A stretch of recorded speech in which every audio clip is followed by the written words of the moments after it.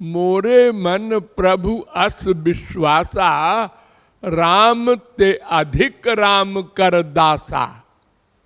गुरु का स्थान भगवान से बड़ा है।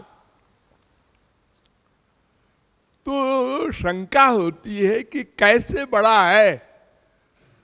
गुरु को जो कुछ मिला है भगवान से तो मिला है ना।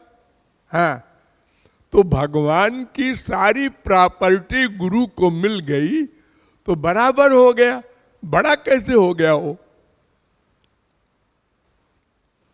अरे बड़ा का मतलब तो ये होता है कि भगवान से भी अधिक कोई चीज उसके पास है।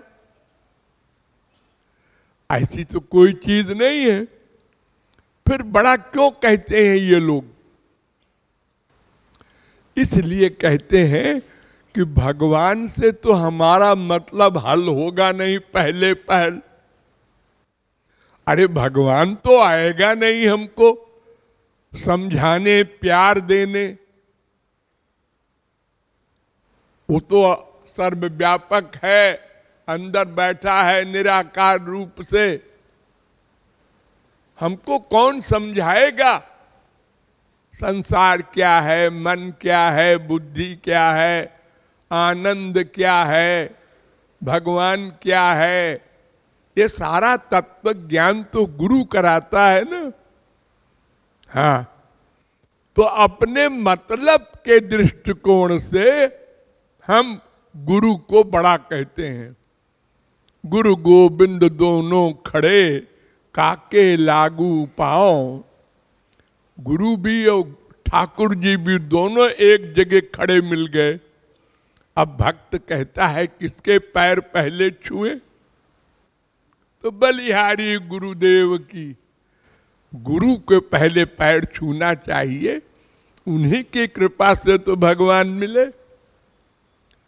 तो कोई चीज नहीं है बड़ी गुरु के पास भगवान से, लेकिन अपने मतलब के हिसाब से गुरु का यह स्थान ही है हमारे ऊपर बड़ा।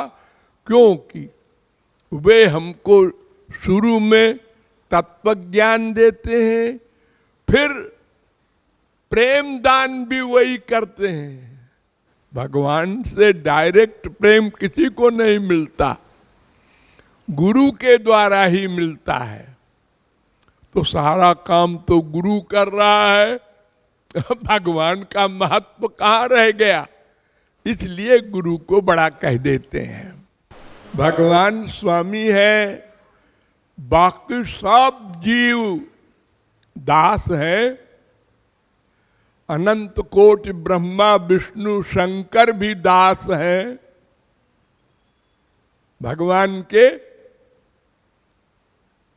ये उल्टी बात कैसे आप बता रहे हैं कि भगवान दास हो जाते हैं और दास भगवान का स्वामी हो जाता है?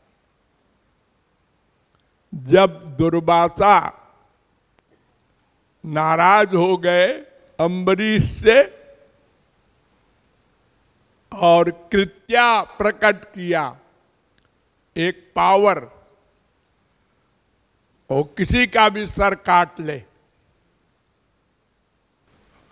तो वो उससे कृत्या से कहा दुर्वासा ने, इस क्षत्रिय का सर काट लो। बिना हमको खिलाए पिलाए इसने पानी पी लिया।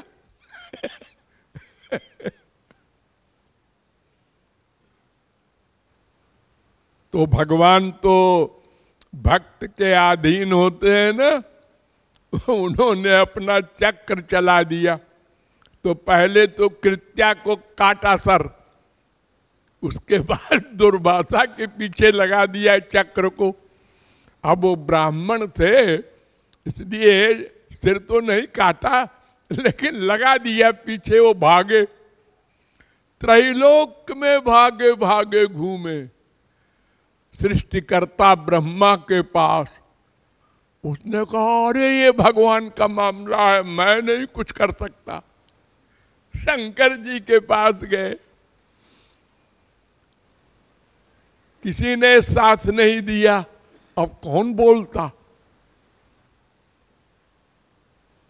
अंत में उनको बताया गया कि वहीं जाओ और वो भले ही क्षत्रिय है, लेकिन भक्त का स्थान करोड़ों ब्राह्मणों से ऊंचा है।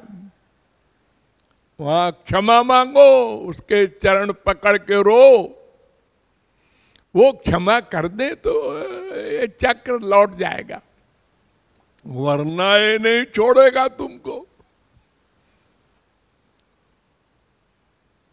तो कहे आए, क्षमा मांगा, क्षमा हुआ।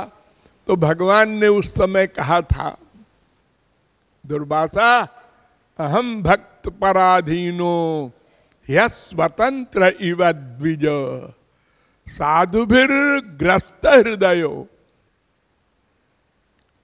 मैं भक्त के अधीन रहता हूं। अधीन, अब देखो दास हो गए ना। हनुमान जी ऊपर बैठे और राम नीचे बैठे हैं पेड़ के। न राम को होश है कि वो डांट दे, ए क्या बदतमीजी है, नीचे बैठो आओ।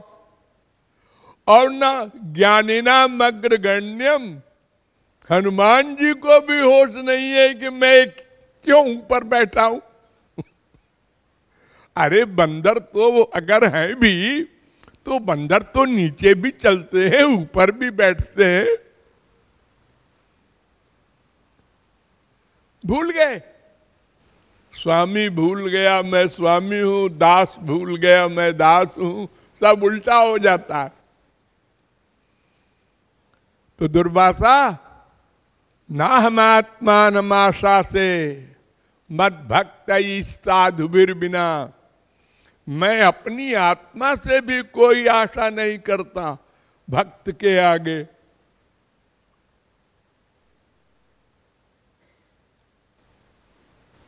ये दारागार पुत्राप्तान प्राणान वित्तमिमं परम हित्वा माम शरणम याता कथम तांस त्यक्तुम उत्सहे।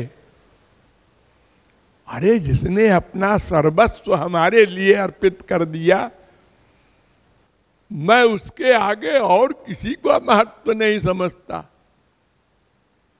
अरे और तो और, न तथा में प्रियतम आत्मजोनिर, मेरा बेटा है ब्रह्मा, वो भी प्रिय नहीं। न शंकर, शंकर जी भी मेरे प्रिय नहीं उतने।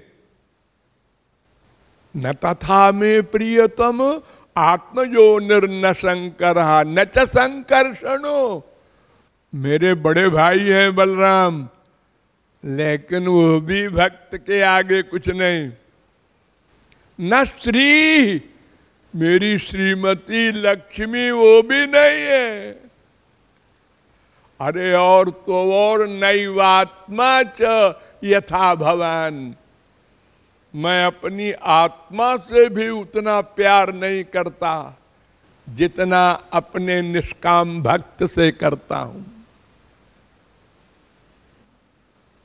अरे क्या बताऊं तुमको उद्धव, निरपेक्षम मुनिम शांतम निर्वैरम समदर्शनम अनुब्रजाम्य हम नित्यम पूये ये त्यंग्रि रेणु भी।